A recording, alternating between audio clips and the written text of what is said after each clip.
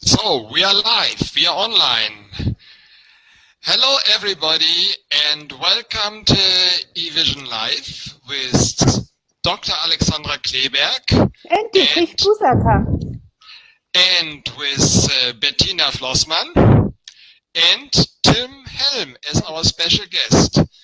Today's topic is about the healing story of Tim, who healed himself from cancer 12 years ago. And well, we're going to try this in English. We already made the interview in German. So in case, as we all of us are German, so you please excuse our accent. And so in case we will help each other with some vocabulary if necessary. So welcome very much, Tim. And we are happy to have you in our show. And Bettina and Alexandra will more or less ask questions, and I will a little bit try to guide through everything. So we have already discussed in German about this. We heard you once. You were in Lindau in our seminar center. You had a wonderful talk about your healing story, which is quite unique as such. And so we want to dive deep into it. So maybe, Tim, can you present a little bit yourself? Thank you, Dietrich, for your introduction. Yeah, my name is Tim Helm. I'm born in 1969. I'm married with a wonderful woman and got two boys in the age of 18 and 25.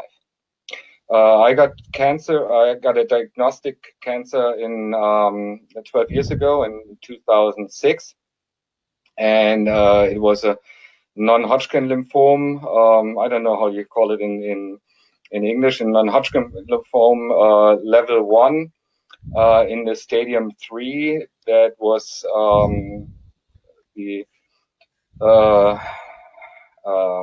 the doctor told me that they cannot heal it, but they will have a look at it all 3 months. You have to observe it. You can just observe it and see how it develops, right? Right, that's it. Right, all 3 months, and he told me to go home and not to think about too much, just have a wonderful life, the days I have, and whenever it's going to get worse, they will help me by trying to get the cancer smaller, but they will not be able to heal it. Okay, so just to cure the symptoms, to cure the pain, then they will give you medication on this, but as long as this is not necessary, they will just observe it. Right. Wow, and what a diagnosis. Yes. And for the people who watch, what sort of cancer is it? How did you get to know about it? How did you feel it? What was the experience that made you go to the doctor? No, well, I was on a business trip and on a convention, and wanted to put some deodorant on my axilla, and all of a sudden from there came a very big, like a tennis ball bump out, and yeah, I was shocked, and then went to the doctor, and he told me he had to take it out to tell me what it is, and that's what they did. They took out 79 grams of lymphknoten. I don't know how it's called, the lymph system. Material of the lymph system, yeah. Mm-hmm. Yeah, and the diagnostic was it's cancer, and after that, about they told me they have to make a staging to see where there are more activities of the cancer, and it came out that beyond the in the lower level in my body there were more lymph nodes that were befallen. I don't know. Active in cancer, and that's why that's defined the stadium 3. That is, in conclusion, not to heal, only to observe, and they call it wait and see stadium. So I had to wait and see. That must be very scary. It must be just terrible to, you said you were in a business tour, so you were in the middle of your life, right? And then this happened. So how did you feel? What did you think? What was your inner self saying to that? Well, it was very shocking. I was 37 at that age, at that stage, and then I was just in the middle of my life. My sons were still in school, and I had to give them. I wanted to make the experience with them to see them grow up. See them grow up. Thank you. And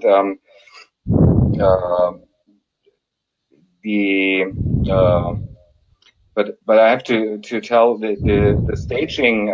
So they figured out it is stadium 3. That was a period over 3 months, 2 or 3 months, till they told me that. And in that period, I already had time to get some knowledge in terms of cancer, and I already found out a way where I can do myself things to get into a better situation, to make maybe even an alternative healing. Did you have such a clear mind at that time? I think I would be very dizzy and confused and afraid. So how could you think clearly then? Well, it took a time that I realized the situation. I'm a very optimistic personality, but so it took a time. I realized that it's a very serious situation, and when I realized that, I was very down under, and that was the lowest level. I was in again on a business trip in a hotel and couldn't sleep, and my my wife, Michaela, she wrote me an SMS with 2 sentences that she took out of a book from Jose Silva, who is one of the trainer for an alpha technique, meditation, a technique of meditation, and those 2 sentences they became to my main sentence to healing for the mental part of healing. They helped me a lot to get out of this crisis. Crisis, yeah. The sentences where I will try to translate. Every day I feel in any way better and better. Negative thoughts and negative visions will not influence my my consciousness. Those 2 sentences, they are very simple but effectful. Those 2 sentences were the main part of my my further meditation, in which I did 3 times a day, to get out of this crisis and to converse the thoughts you have when you get the diagnostic of cancer, because when you get this shock diagnostic, first thought is, oh my God, I got cancer. I will die, and I will die soon. And I will die in a way that is not very nice. I mean, having an accident and not getting waking up is easy, but getting on a path of cancer is not a nice imagination. And so this is the first very herausfordernd challenge. The first challenge. Point to get out of this thoughts and turn them around into healing thoughts that helps you also and helps the consciousness to so all the information is coming to you, and you're open for the information that is helping you on your way to heal. Mm-hmm. And I'm a person. I'm a person who very much wants to do things by himself and not depending on doctors. Mm-hmm. And that was very helpful for me to know I can do something by myself, and that was extremely helpful when I got the last diagnostic that it's unhealable. So I knew, okay, the doctor tells me it's unhealable, but I know there's a way I can make a much better situation for my body and help him to heal himself. And I didn't know if it works, but I knew it will help me, and it will help me improve the situation in a big way. What you say is that you do need an independent mind to go into that path or to find that path?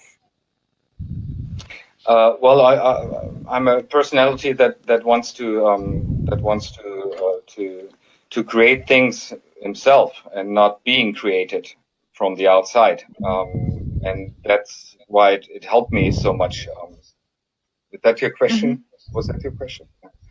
Yes, but you think it's necessary to have an independent mind. Bettina spoke of a rebellious mind, to question everything there is and to find your own way. That's absolutely true, yeah. Dietrich, man hört deinen Atem im Mikrofon, wenn du das ein bisschen runternimmst. Ja. Okay, done. Thank you. Bettina, you wanted to ask a question. Yes. What did you do in those moments when you really had these negative images and fear coming up, these emotions? Well, I did two things. First, I gave them room, so the emotions can come up and go out and to feel into it. And this is very important, not to pressure them down, just let them room. And I cried in this time sometimes because the pressure was so big, and not the pressure, actually the fear of what is coming. And once you give them the pressure, the room, then afterwards I thought, what can I do to improve the situation, and meditate and tell me the two. Always told me the two sentences I managed before. In any time, my situation is getting better and better, and negative thoughts and visions will not influence my consciousness. I have a question, Tim. Actually, what is your hypothesis today? That what brought you to cancer, or what was your motto of life before you got the cancer? Is there something you may you relate what could have caused this cancer? I was very powerful is not the right. I was going with whole dynamic through my career, and we're working about 12 hours a day, 5 days or sometimes 7 days a week, and so to be successful. And I was very much in the outside. I loved it to drive fast cars and show people that I'm a successful guy or husband or father. And I didn't hear very much what is in me. It's hard to tell in English, but I lost myself. You're outside orientated and not inside orientated. Right, Alexandra. That's perfect. Yeah. Dietrich, man hört immer noch deine Atmung. Please talk in English. I know then it's not my breath, and it's something maybe something with a microphone. Okay, sorry. Okay.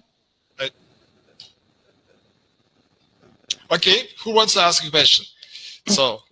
So you had the motto of success, and with this diagnosis, this motto broke down, you would say, but you said you kept on working, right? You didn't quit your startup enterprise. Yeah, that's true. I kept on working, but I kept on working on a normal level, not on a high level. I delegated very much in the firm, so I didn't have that much to work, and could work in 8 hours a day. And I structured my work very much. That was a very good part that ich habe mich nicht so ernst genommen. I didn't take myself that serious. So seriously. And my own ego, how do you call it in English? Ego? Ego, yeah. I took it back, and I just stepped a little back to look at my life. What is going wrong here? And took every single part of my life, friends, family, and asked behind it, and proved proved the relationships I have.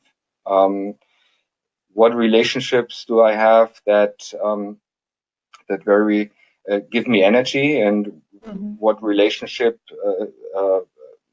take energy from me? Which relationship? And I didn't cut them off, but I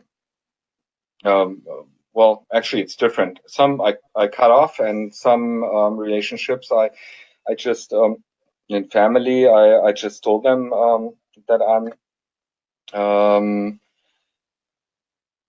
I see things different. I saw before, and I discussed with them the situation, and sometimes I just didn't have that intensive contact anymore. So you sort of made an analysis of your life, friends and business and yourself, and also I think you will come to that food and movement and so forth. Right. Mentally, it was the most important step was that I mean I knew it might be only the time that I have is very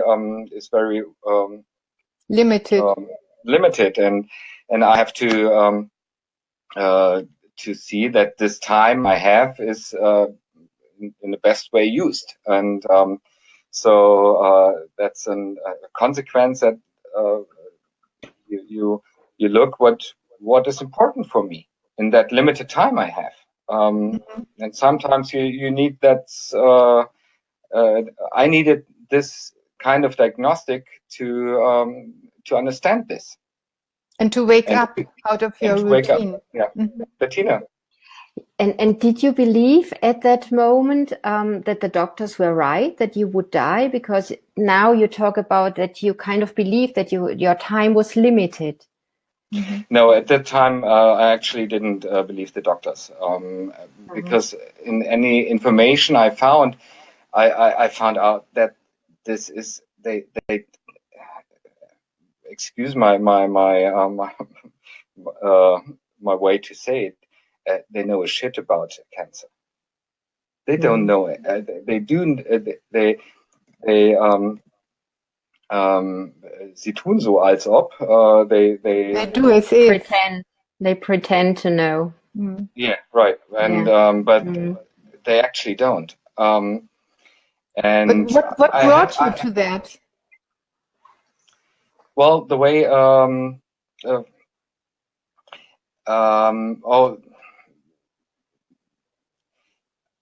when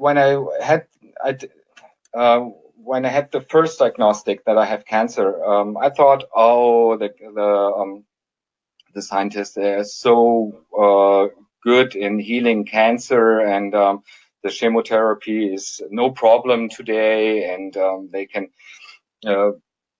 bestrahlen, radioactive. I don't know how do you use radiation. Yeah, use radiation in a very concentrated way, and they only shoot this cancer and nothing else. And that was my picture I had. And when I started to auseinandersetzen, to look at it in the real way, which way is it really? I figured out that the last 20 years they almost they don't have really successful healings, or they're not more successful in healing in the last 20 years. Maybe in the Nebenwirkung, in the side effects. Side effects, yes. Side effects, yeah. But not in the healing itself. And so there was I started to ask behind the scenes, and all the answers I got didn't really satisfy me. And so I found out that they are not God. They can't tell me when I'm gonna die. I'm gonna die. I'm gonna tell me when I'm gonna die, not they. And no one could tell me how spontaneous remission does work. It's it's only luck. That's what they say. It's luck. Yeah. I say that can't be luck. I knew at that point that the way I lived before brought me to this diagnostic. So I very much strapaziert my body. I very much wore out my body, and so it's no wonder I come in this situation. That's what I thought. And on reverse, I know that when my body is able to heal it again, and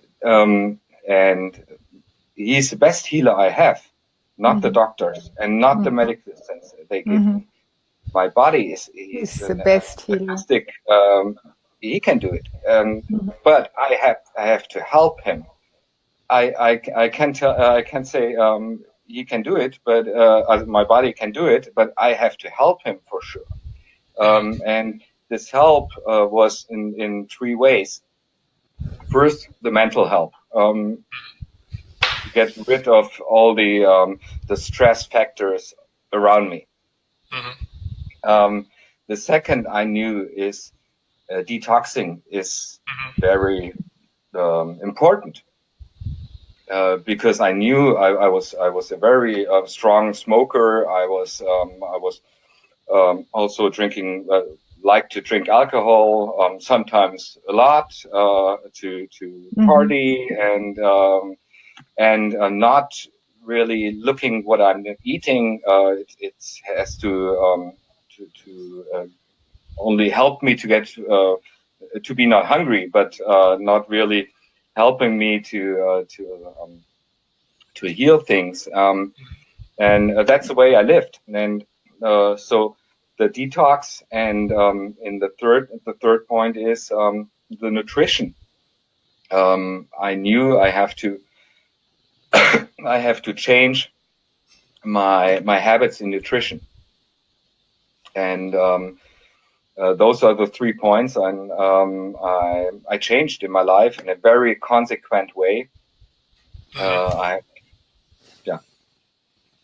Okay, Dietrich, I would like it if you put him in full picture when he's telling. Yes. So, okay, I can put him in full picture. What I really love about what you did, Tim, is that you gave me a PDF with 1 page. For me, it's the recipe for healing, because you said the doctors don't have a pathway to spontaneous remission. But you invented one, you created one for yourself, and maybe we can translate it for the people who watch us into English. Maybe you can tell something about this structured approach to spontaneous remission, which is your daily schedule. Well, it's for sure it's hard work. It's not something you change like this, and everything is working and you're healing on a healing path. You have to learn a lot. You have to read a lot and ask behind the scenes, and you need really people around you that helps you in your way you're going. You have people you have to discuss. You can discuss with in an open way. When you're going this path, there are a lot of people that don't understand what you're doing now. They don't believe it, and I can understand this, because before I had this information, I took. I had beliefs that didn't. It was unbelievable for me that this is a way to heal cancer in this 3 ways. So it's hard work, and a main part is this daily schedule I made myself. It was very tightly scheduled, so I woke up and meditated. I took my breakfast from Dr. Johanna Budwig. The nutrition form I took was invented by Dr. Johanna Budwig.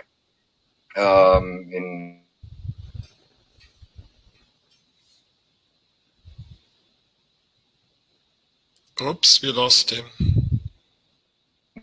I took this, and then I went to work and worked in about 11 o'clock. I drank a very fresh pressed juice, and in the middle of the day for lunch I had a salad with a special Öl-Eiweiß Quark. With oil and protein. Okay. Yeah. So oil and protein. And meditated again. When I come. When you meditated, you always did the Jose Silva method, right? That was one of my main meditation, yeah. But I also used different ways. I experienced a lot, but the Jose Silva Gänseblümchenteich was one of my main meditations. Gänseblümchenteich is sort Definitely of Alexandra again. Alexandra again. Pond. Definitely. Okay. Okay, thank you. And in the afternoon, I worked again, and at 6 o'clock, I went home, not working too long. I just went home and meditated again. Went very much. I was very much in the outside, making very Ausdauersport. How do you call it? I was jogging in a very soft way, and then I how do you call it? I take my dinner. For dinner, I had a soup or something very light, and but from legume, yeah. How do you call it in English? Gemüse. Vegetables. Okay, vegetable soup. Yeah, the vegetable soup. Okay. Right. Yeah, and then And you meditation. were on the trampoline a lot of time. That's what you told me. You jumped. Yeah, that was that is to den Stoffwechsel, to get the circulation of blood in power. I jumped on the trampoline, on a very small one. It's a very soft way to get your circulation going. Yeah. Yeah, right. Soft jumping. Mm-hmm. Bettina is also very good in that, right? She's also doing that. Yeah.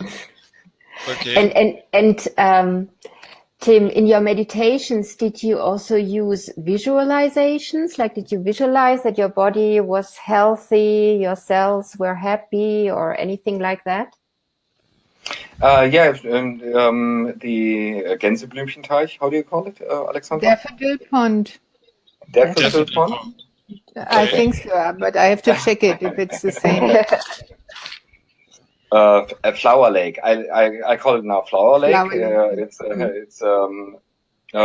Yeah, there's parts of it in this flower lake meditation that you visualize that you take healing juicy water, and you're in a healing environment that gives you power, and it's very much visualization in this meditation. Mm-hmm. Okay.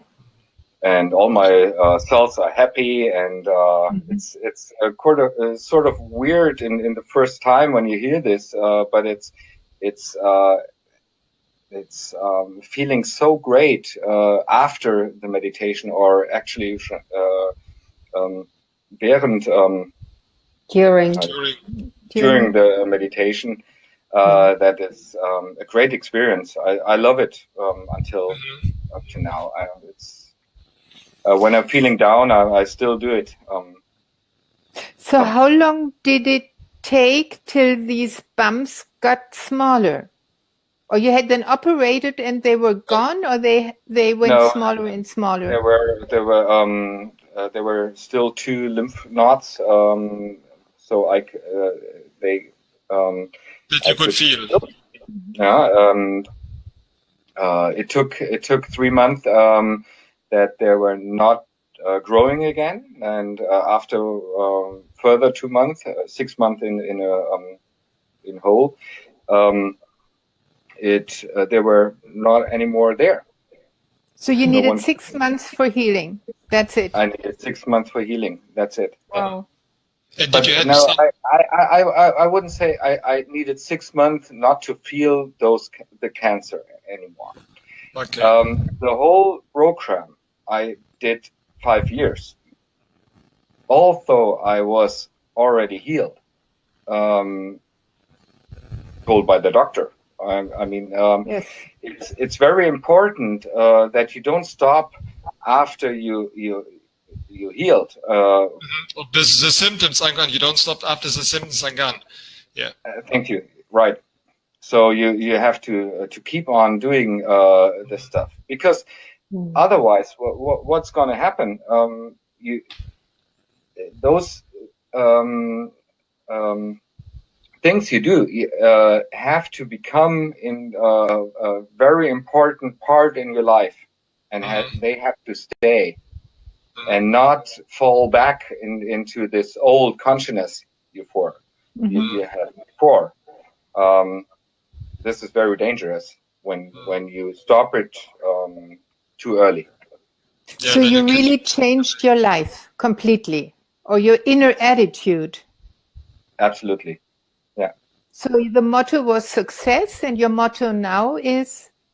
Living, loving the life, and doing not working too much in just working in a healthy work-life balance. It's so easy, actually, and it doesn't take so much to be happy. It doesn't take money to be happy. It takes an inner attitude to be happy. It doesn't.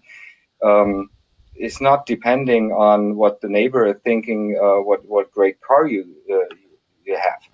That's not the way you become happy and healthy. And Tim, you're as successful working less now today as you have been working too much at that time? Well, that's difficult to say because I'm a financial consultant, and since the financial crisis, it's very hard to be successful as a financial consulting.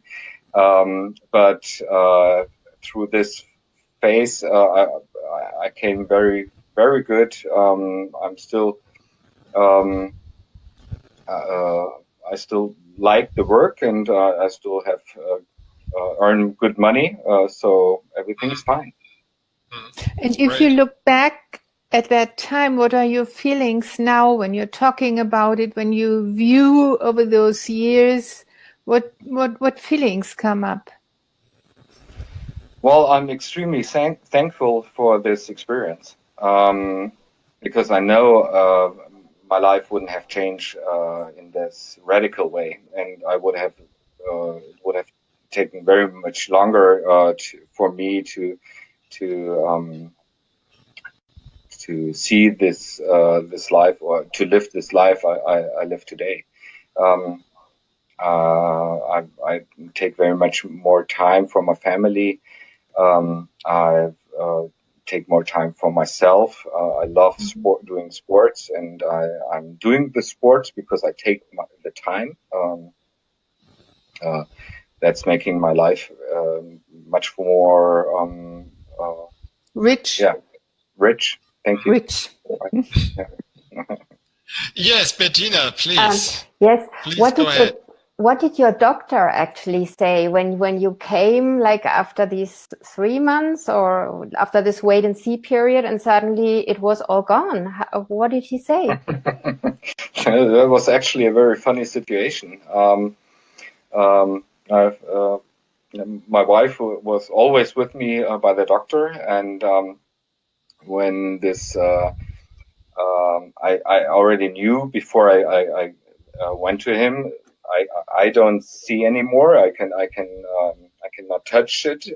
So it's gone. I knew it, and then he started to untersuchen. How do you call it?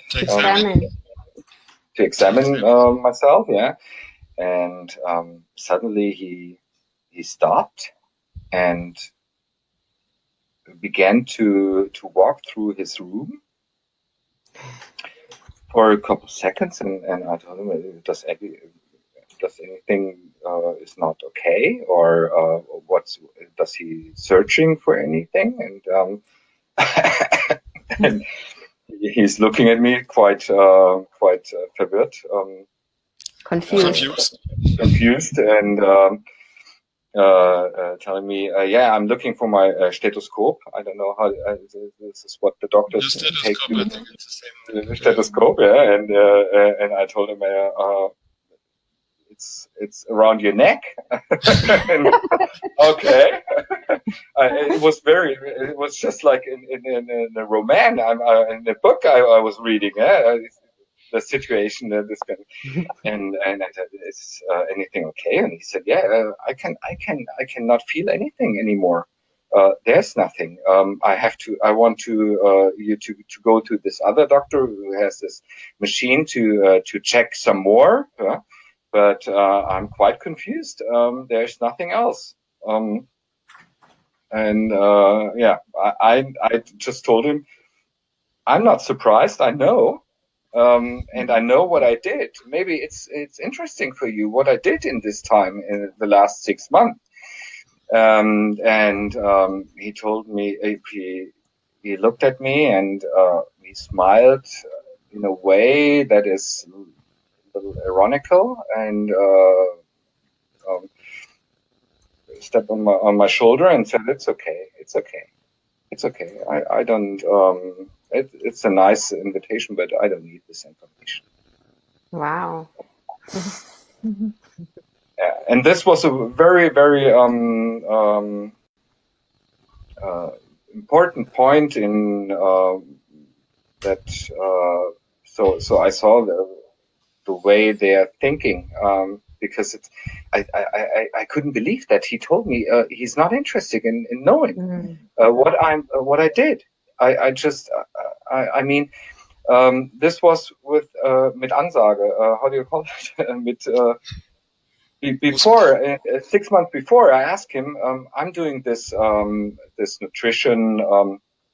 I'm going this nutrition way, detox, and by Dr. Johanna Budwig. And is there anything that is against, in your opinion, to do this?" And he said, "No, you can do that." And I think, "Are you interested in information about it? It's a successful way for many people to be." And he didn't. He was not interested at all. Not interested at all. And after this 6 months, he was still not interested in knowing what happened. For me, I call this information that you have, that Bettina has, and some others have, I call it the gold of life.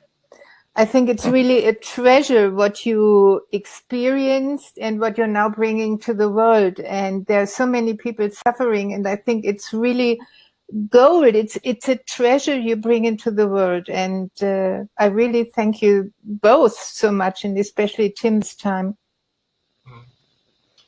Yeah, I think this is very important, because this is what this chance that you are your examples, that you can teach others, that others can see that there are people who have healed themselves. They can see it in the internet. They can listen to you and see, okay, it's not, there are so many truths around in the world, and that there are two concrete examples of people who are have taken a different healing path and which was successful. So there are so many alternatives. There are so many opportunities in this world, and this is what. If you look in the internet, there is very little information. There are not that many examples that you can find. Mm-hmm. It is like this, and this is my motivation to sit here and talk to you, so people have those stories and hear that it's possible to heal yourself when you do the right things, and you can give a shit of what they tell you, what the doctors tell you, because they don't actually know. What they do is earn some money and probably help people in their world, in their consciousness. It's their way to go, and everyone has to find his own way that makes sense for himself. Also, I don't want to tell that my way is the only way. It's not true, because everyone has to find his own way at that point. What fits in his beliefness, or how do you call it? Belief system. in his belief system, right? And when you don't believe that it's that you are able to heal yourself, it doesn't work when you're trying to do it.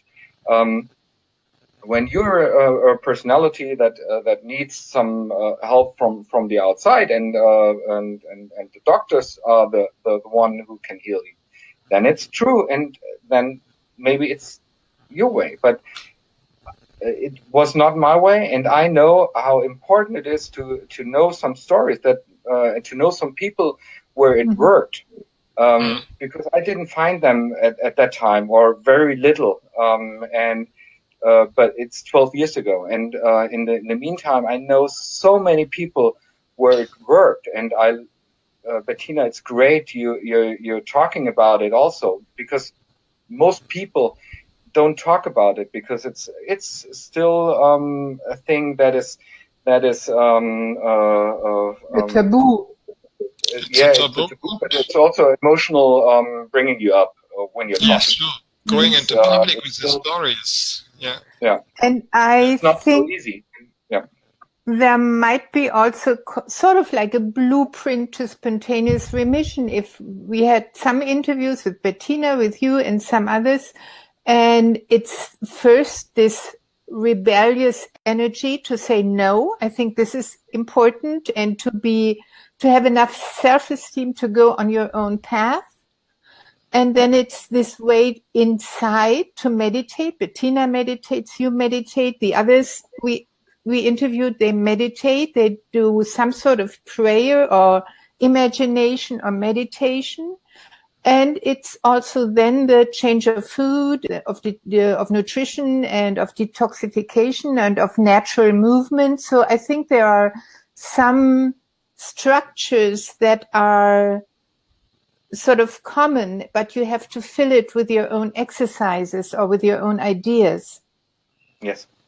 Yeah, and every one of you, I think, everybody we interviewed who's healed themselves also collected information, got him or herself on the way to collect information, and information is available nowadays on the internet. Everything is more or less available in terms of information. If you really search, you get this kind of information you need. So at the time where Louise Hay, she went through all the bookstores to get books about that was cancer. 40, 50 years ago, yes. It was 40, 50 years ago, but nowadays it's even much, much, much easier. So there is information out there, but you have to look for it, you have to go for it, and you have to question everything what you hear about what a doctor says, but also what the books say, and get your own feeling, I suppose, about it. Bettina, you still want to say something? Your own life. Yeah, be responsible, beautiful, with your own life. Yeah. Bettina, you wanted to add something? Well, that's what I wanted to add, what actually Tim just said, that it's, I think the first most important step is to take that responsibility and to stop blaming anything or anybody outside. And I think it needs the willingness to really change. And in these last few weeks after my interview, I've been talking to quite a few people who are actually sick. And what I notice is that there is a lot of blaming other people in their lives, and somehow the attachment to the life as it always was. So somehow they want to become healthy, but they are not really willing to make the change. Because of this and that, and yes. And I think that this is where this decision comes in, to really make a decision and to be willing to change. Yes. Yeah. How is it for you to have another? This is so 100%, Bettina. Yes. I can feel this. What you're saying is so true. It's the main point, one of the main point.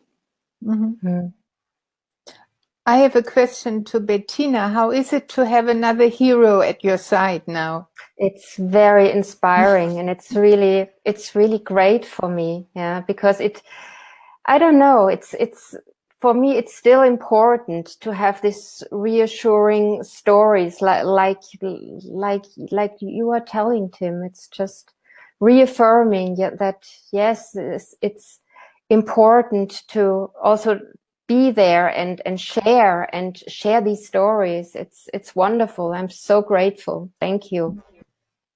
Yeah. Dietrich, man hört dich nicht. Ja, ich höre dich. We don't hear you. We don't hear you.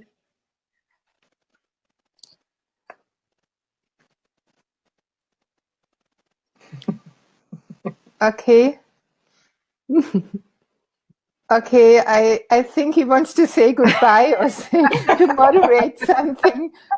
Thank you so much, Bettina. Thank you so much, Tim. Thank you, Dietrich. And there is hope, there is competence, there are stories, and just open your heart and start.